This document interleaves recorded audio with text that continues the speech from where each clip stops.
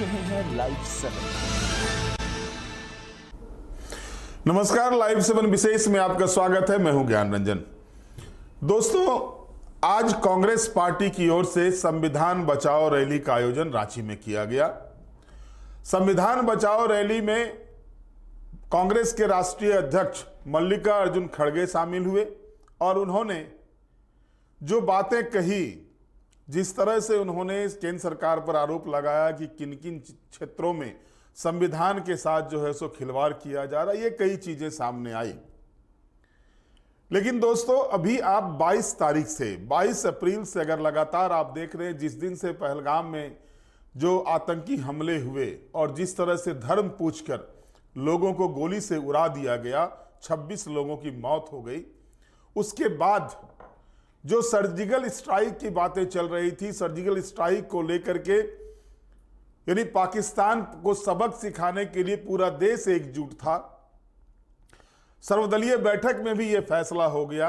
लेकिन उसके बाद सर्जिकल स्ट्राइक के जगह पर मोदी ने जातिगत स्ट्राइक कर दी और जातीय जनगणना कराने की घोषणा करके जो पॉलिटिकल स्ट्राइक प्रधानमंत्री मोदी ने की, तो जाहिर तौर पर यह कहा जाने लगा कि अब जो सर्जिकल स्ट्राइक की बातें लगातार सरकार की ओर से कही जा रही थी, जिस तरह से मधुबनी में प्रधानमंत्री नरेंद्र मोदी ने कहा था दूसरे ही दिन 23 तारीख को ही, 23 अप्रैल को ही, कि आतंकवाद को जड़ से समाप्त कर देंगे, आतंक को और आतंक को बढ़ावा देने वाले दोनों को सबक सिखाएंगे।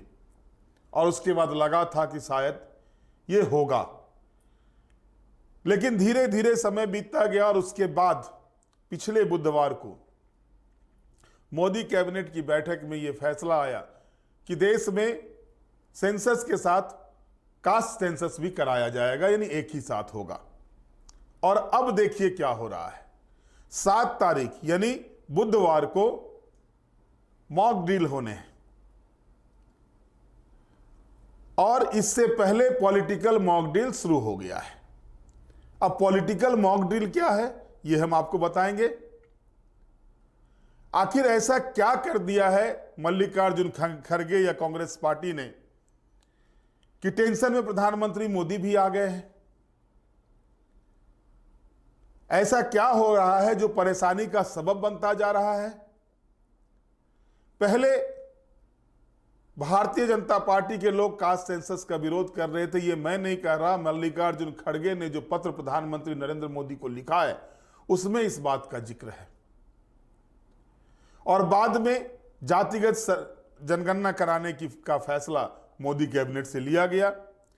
और अब जैसा कि मैंने बताया कि अब इस पर मॉक ड्रिल होगा। पहले क्या हुआ कि जो कास्ट सेंसस की बातें आई उसको कैसे किसने किया, इसको लेकर के जो है अपने अपने पाले में चीजों को लेने की होड़ लग गई। और अब जब मॉक ड्रिल होना है, 7 तारीख का तिथि तय है कि मॉक ड्रिल किया जाएगा, तो इधर एक पॉलिटिकल मॉक ड्रिल भी शुरू हो गया। पहले हम आपको सुनवाते हैं कि मल्लिकार्जुन खड़गे ने जो पत्र लिखा है प्रधानमंत्री नरेंद्र मोदी को जातिगत जनगणना की घोषणा के बाद, उसके बारे में जयराम रमेश जो पार्टी के केंद्रीय महाराष्ट्रीय महासचिव हैं, उन्होंने क्या कहा, पहले आप उसको सुन लीजिए। देखिए, 16 अप्रैल 2023 को खड़गे जी ने, कांग्रेस अध्यक्ष जी ने प्रधानमंत्री को लिखा था कि जाति गणना होना जरूरी है और कई कारण भी दिए थे। और उन्होंने मांग की थी जल्द से जल्द जो 21 की जनगणना आपको करवाना था, उसमें विलंब हुआ है, देरी हुई है, उसमें आप जाति जनगणना भी करवाइए। 16 अप्रैल 2023 को उस खत का तो जवाब भी नहीं मिला प्रधानमंत्री से। तो कल रात को वापस कांग्रेस अध्यक्ष जी ने प्रधानमंत्री को फिर से लिखा है कि अचानक आप भोखलाए हुए, घबराए हुए आपने अचानक घोषणा कर दी कि जाति जनगणना होने वाली है। शोक मना रहा है सारा देश, पीड़ित है, पहलगाम आतंकवाद हमले जो हुए हैं, चिंतित हैं, एक माहौल अलग सा है।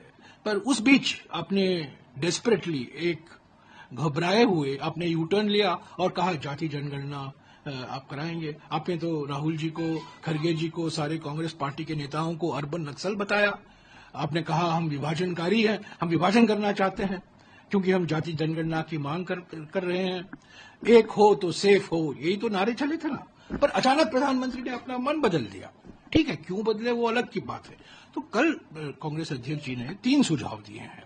उन्होंने कहा, पहला सुझाव, महत्वपूर्ण सुझाव, जो प्रश्नावली आप तैयार करते हैं वो सही तरीके से आप तैयार कीजिए। देखिए, मेरे पास जो सेंसस कमिश्नर है, सेंसस कमिश्नर की ओर से जो प्रश्नावली तैयार की गई है, जो क्वेश्चनेयर है, जो अनुसूची है, इसमें 34 सवाल दिए गए हैं। इस 34 सवालों में से 13वां सवाल जाति से जुड़ा हुआ है। और ये क्या कहता है कि क्या आप एससी हैं या एसटी हैं या अदर हैं, ये सवाल है। ये तो जाति जनगणना ऐसा तो नहीं हो पाएगा ना। एक सवाल, 34 में से एक सवाल, और वो भी क्या आप अनुसूचित जाति के हैं या आप अनुसूचित जनजाति के हैं या आप अन्य कैटेगरी में शामिल होते हैं। तो खड़गे जी ने पहले मांग की है, जब प्रश्नावली आप तैयार करते हैं, जो अनुसूची तैयार किया जाता है, उसको ध्यान से तैयार कीजिए, सोच समझकर तैयार कीजिए।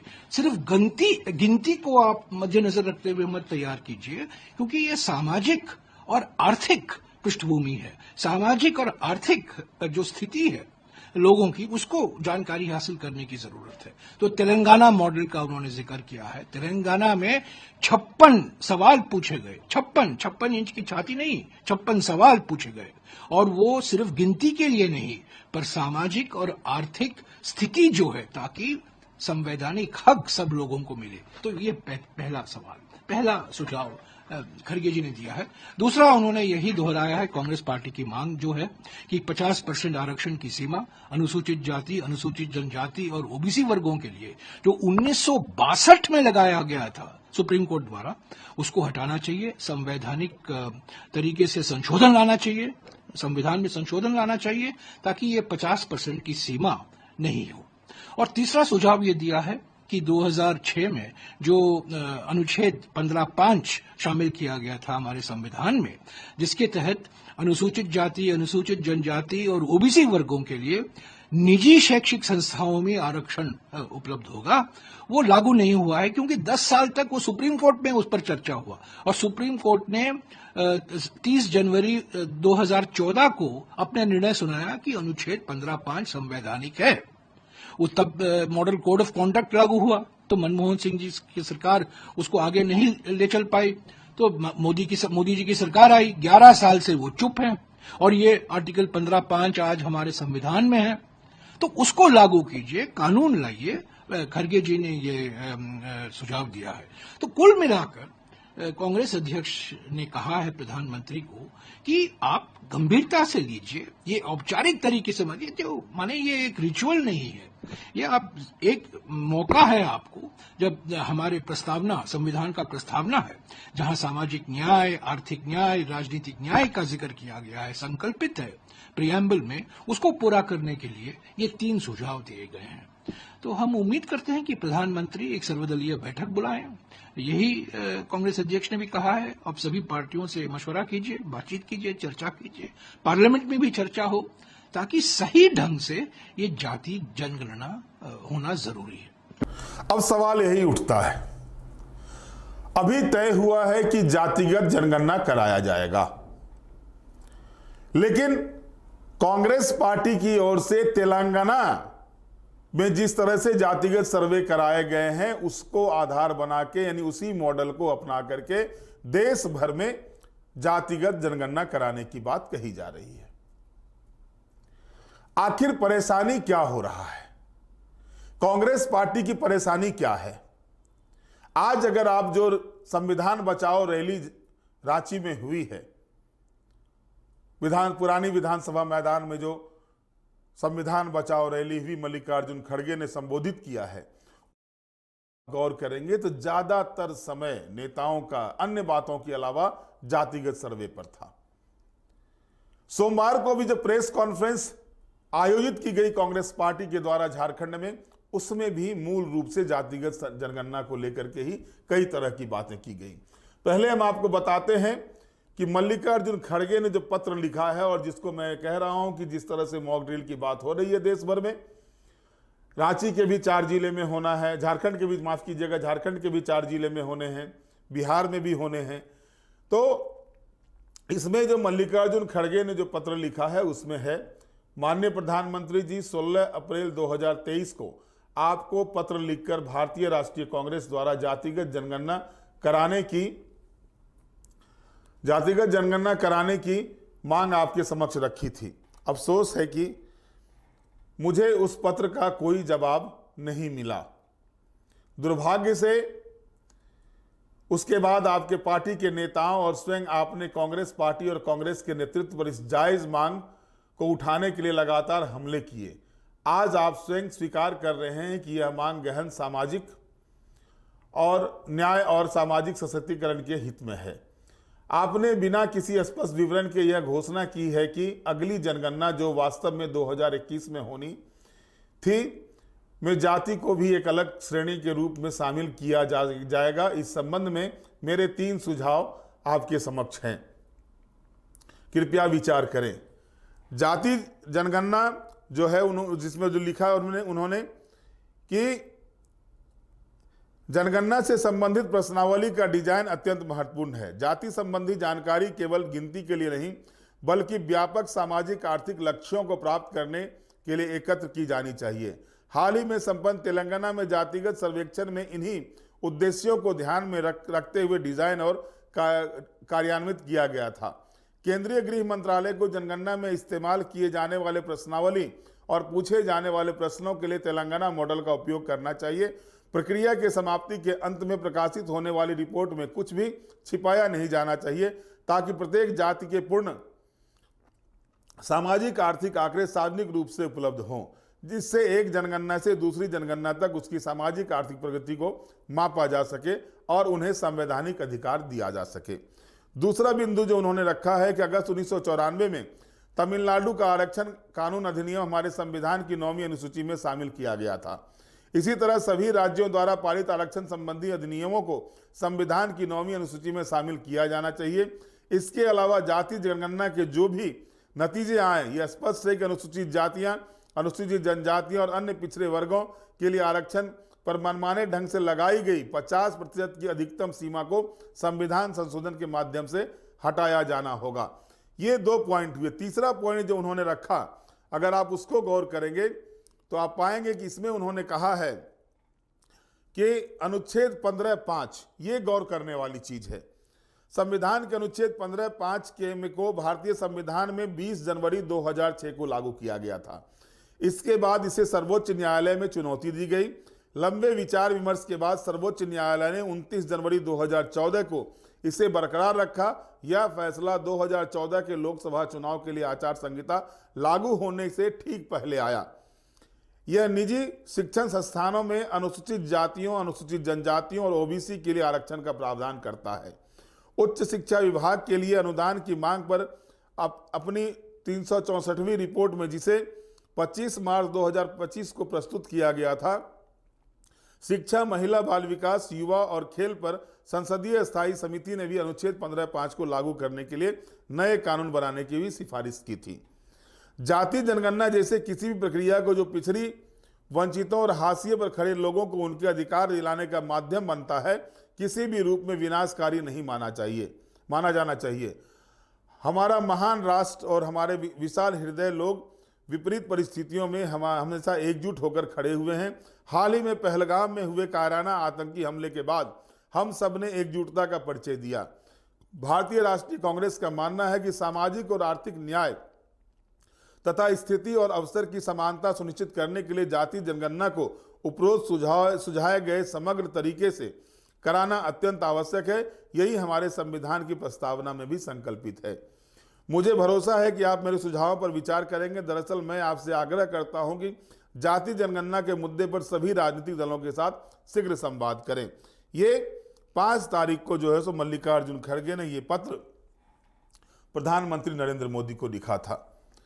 अब आर्टिकल 15(5) पर आते हैं। पहले आर्टिकल 15(5) में यह है कि निजी शिक्षण संस्थानों में जो हायर एजुकेशन होता है, जिस तरह से गवर्नमेंट के जो शिक्षण संस्थान है, चाहे वो IIT हो, NIT हो, एम्स हो या इस तरह के जो भी शिक्षण संस्थान हैं, वहां पर जो है जो आरक्षण का क्राइटेरिया है 50% आरक्षण का जो है, और अब ईडब्ल्यूएस के तहत 10% आरक्षण यानी 60% आरक्षण का प्रावधान इन जो सार्वजनिक क्षेत्र के जो भी संस्थान है उसमें है, लेकिन निजी क्षेत्र के संस्थानों में आरक्षण का प्रावधान नहीं है। तो इसी को ध्यान में रखते हुए यह व्यवस्था की गई थी संविधान के अनुच्छेद 15(5) में कि निजी शिक्षण संस्थानों में भी वही पैटर्न लागू किया जाए, और ये 20 जनवरी 2006 को लागू किया गया था। उस समय मनमोहन सिंह जी की सरकार थी, और उसके बाद मामला कोर्ट में गया था, और कोर्ट के बाद डिसीजन आया था 2014 में, जैसा कि लिखा गया है। और इसके बाद जो है 2014 से लेकर के 2025 हो गए। फिर जैसा कि मल्लिकार्जुन खड़गे ने अपने पत्र में लिखा है कि 24 मार्च को जो है सो उन्होंने ये इसको लेकर के, और संसदीय समिति जो है, स्थायी समिति जो है उसका भी डिमांड यही है कि इसको लागू किया जाए। बहरहाल ये सारी चीजें हैं, लेकिन अब सवाल देखिए कैसे, मैंने कहा कि मॉक ड्रिल जो है सो कैसे शुरू होता है। सर्जिकल स्ट्राइक के बाद जातिगत जनगणना की बातें आई, यानी पॉलिटिकल स्ट्राइक हो गया। अब जब पॉलिटिकल स्ट्राइक हो गया तो एक और भारत सरकार जो है सो मॉक ड्रिल करा रही है। देश के 250 के करीबन जगहों पर जो है सो मॉक ड्रिल होने हैं 7 तारीख को। और इस बीच जो है सो कांग्रेस पार्टी ने एक पॉलिटिकल मॉक ड्रिल शुरू कर दिया है। अब जातिगत जनगणना के बारे में जो चीजें कांग्रेस पार्टी की ओर से कही जा रही है, जो कॉलम तैयार किया गया है, अब शायद अभी कॉलम तैयार, क्योंकि एक सप्ताह पहले ही पिछले बुधवार को ही कैबिनेट से डिसीजन हुआ जातिगत जनगणना कराने का।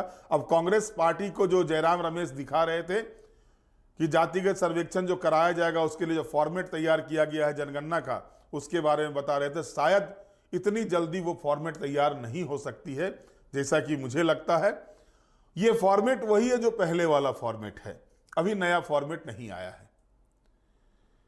तो मैंने जो कहा कि मॉक ड्रिल की शुरुआत हो गई है, लगातार जो है सो दबाव कैसे डाला जाए।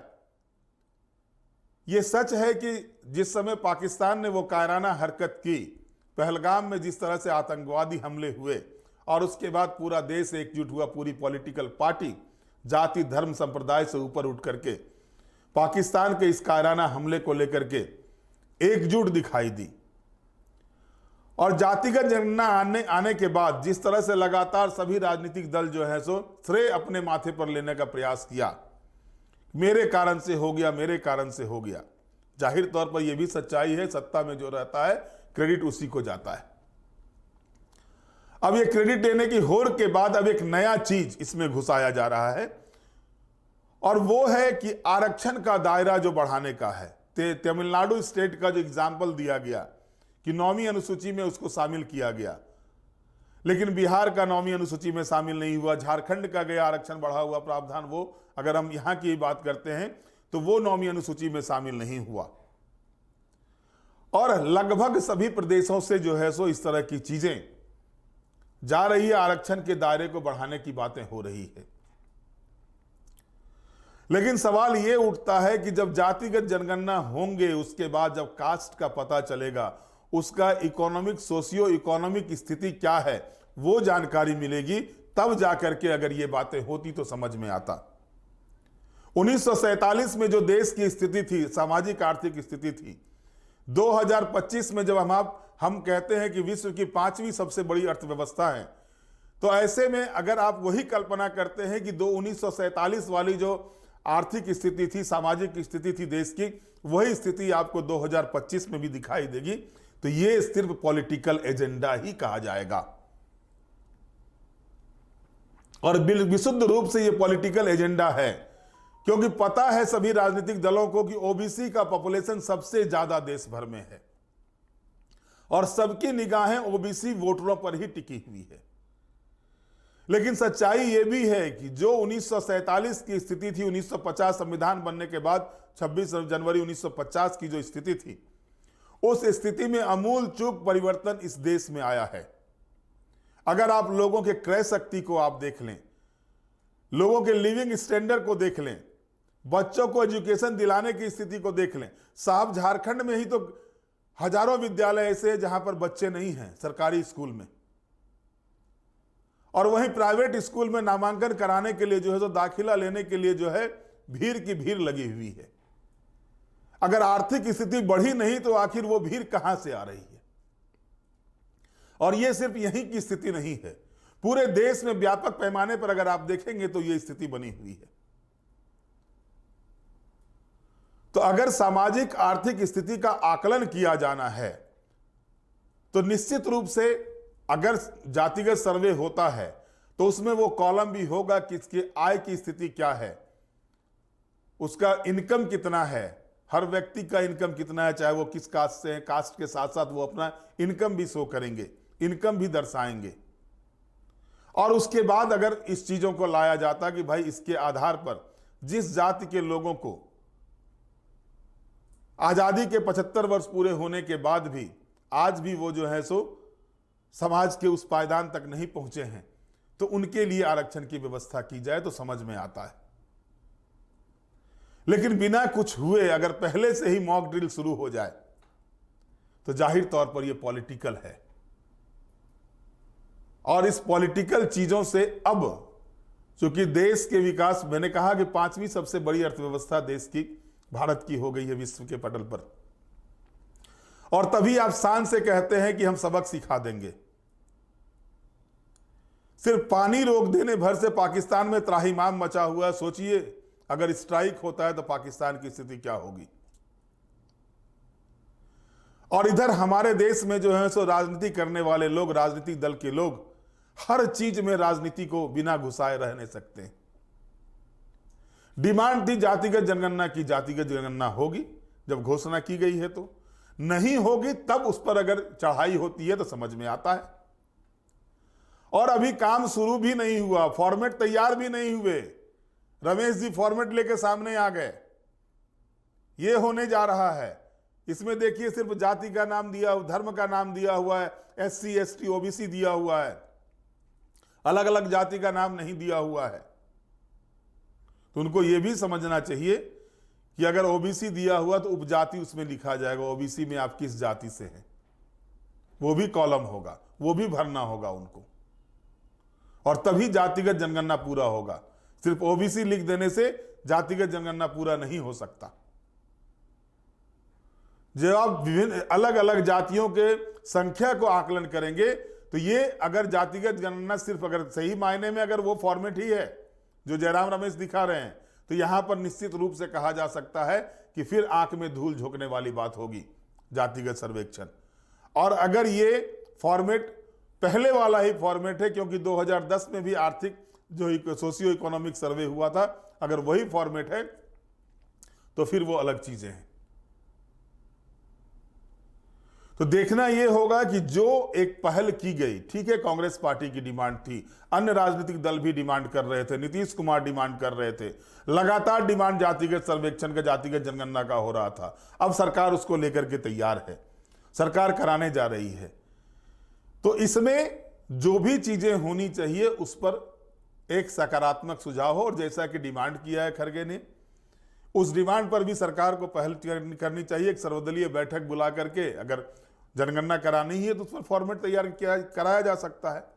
लेकिन राजनीति, हर चीज पर राजनीति, ये कहीं ना कहीं जो है सो दर्शाता है कि अपने पलड़े को ऊपर रखने के लिए राजनीतिक दल कुछ भी कर गुजरने से पीछे नहीं हटते। बहरहाल अब ये देखना है जो डिमांड को लेकर के कांग्रेस पार्टी आगे बढ़ रही है, और संविधान बचाओ रैली के माध्यम से जो सरकार को बता रही है, भाई कौन सा संविधान बचाओ रैली है, यह भी सोचना होगा। तो इन सारे बिंदुओं को अगर देखते हैं तो इन सारे बिंदुओं को लेकर के अब जो बातें हो उस पर गहन चर्चा होनी चाहिए। मॉक ड्रिल जो है सो वो पाकिस्तान के लिए ही रहने दिया जाए, कि पाकिस्तान पर चढ़ाई करने से पहले मॉक ड्रिल हो। पॉलिटिकल मॉक ड्रिल जो है सो अभी के वक्त का तकाजा नहीं है। बहरहाल आप हमारे साथ जुड़े रहें, हमें लाइक करें, सब्सक्राइब करें। बहुत बहुत धन्यवाद, नमस्कार।